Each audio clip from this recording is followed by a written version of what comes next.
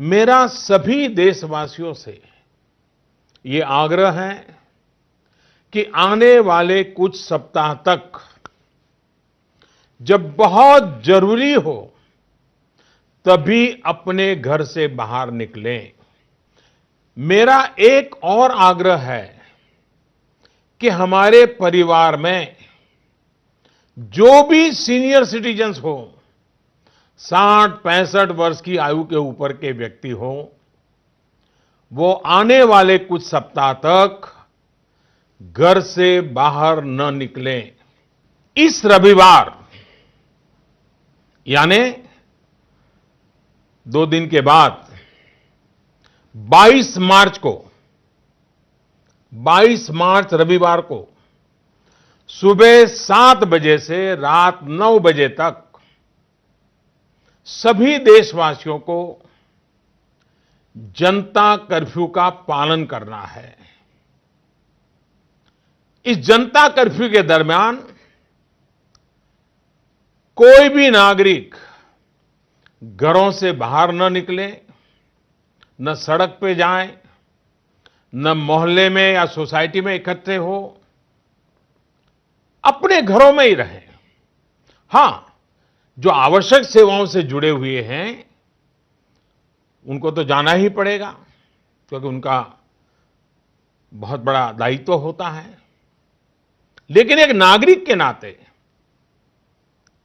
न हम जाएं और हम देखने के लिए भी न जाएं। मैं देश की सभी राज्य सरकारों से भी आग्रह करूंगा कि वो जनता कर्फ्यू का पालन कराने का नेतृत्व करें। आपके इन प्रयासों के बीच जनता कर्फ्यू के दिन 22 मार्च को, रविवार को ही, मैं आपसे एक और सहयोग चाहता हूं। साथियों, पिछले 2 महीनों से लाखों लोग अस्पतालों में, एयरपोर्ट पर, दफ्तरों में, शहर की गलियों में दिन रात काम में जुटे हुए हैं।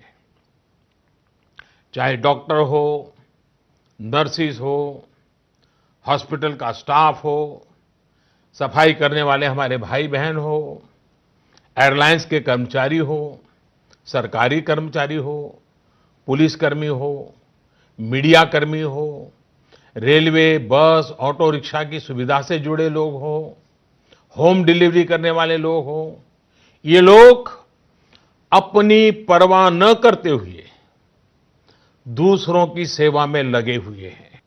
ये अपने आप में राष्ट्र रक्षक की तरह कोरोना महामारी और हमारे बीच में एक शक्ति बनकर के खड़े हैं।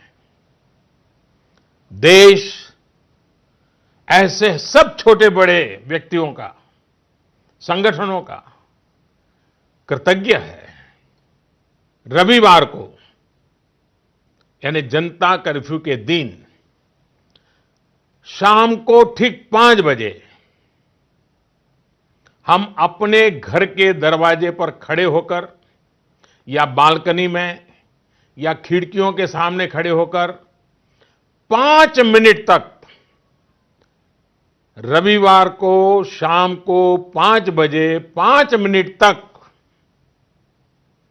ऐसे लोगों का आभार व्यक्त करें। और आभार कैसे व्यक्त करेंगे? ताली बजा करके, थाली बजा करके, घंटी बजा करके हम उनके प्रति अपनी कृतज्ञता व्यक्त करें, उनका हौसला बढ़ाएं, उनको सैल्यूट करें।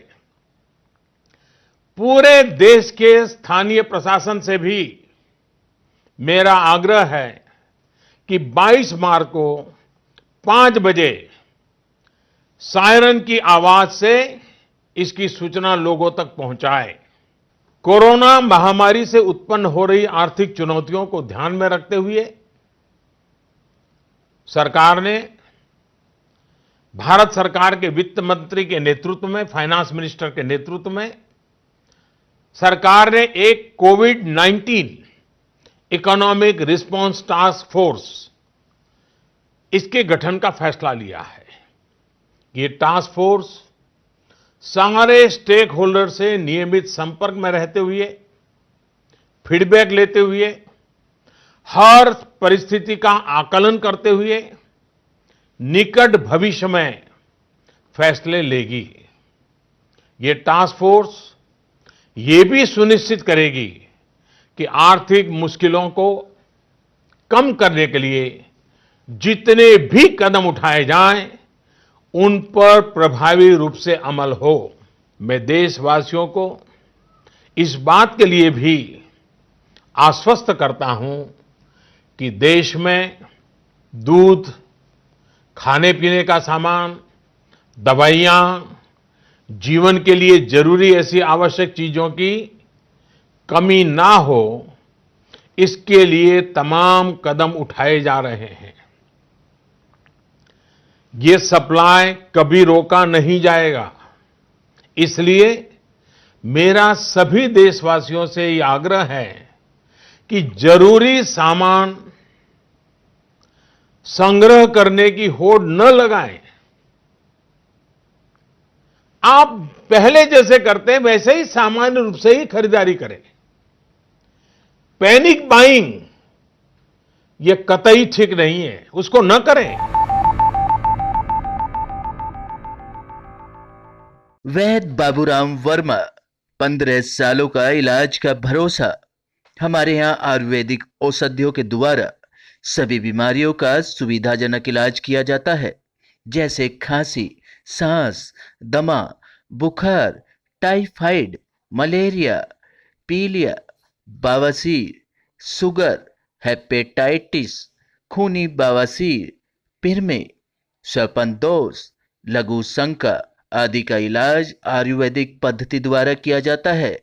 इसके अलावा सभी बीमारियों की जांच भी तसल्ली बख्श की जाती है, जैसे अल्ट्रासाउंड, एक्सरे, ईसीजी, रक्त, मलमूत्र, वीर्य की जांच इत्यादि।